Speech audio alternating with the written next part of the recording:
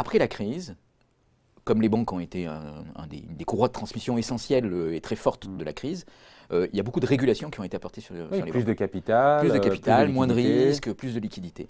Il n'est pas impossible qu'en mettant plus de régulations sur les banques, on ait poussé des capitaux vers la finance de l'ombre. Or, toute surveillance, toute mesure, donc on ne sait même pas ce qui se passe.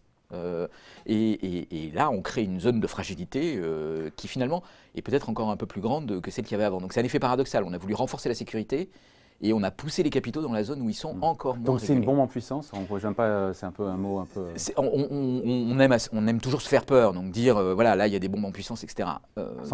Il faut, en tout cas, il faut saluer l'effort qui est fait par le Conseil de stabilité financière d'aller explorer, quantifier, mesurer, d'essayer de comprendre par quel mécanisme ça passe, de quoi est constituée cette nébuleuse, qu'est-ce qu'on peut y faire.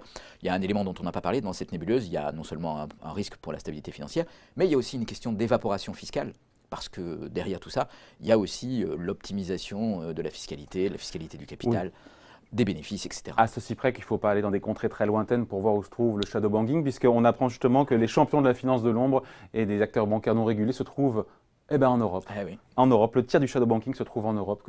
Comment est-ce possible? À quelques minutes, à 1 heure de TGV de Paris. Puisque, par exemple, le Luxembourg est une des... Comment ça se fait? C'est un élément essentiel justement de la finance de l'ombre. C'est de proposer des outils qui permettent d'échapper à la régulation en étant très proche des endroits où il y a beaucoup d'argent. Enfin, la question de la proximité avec l'activité financière est essentielle.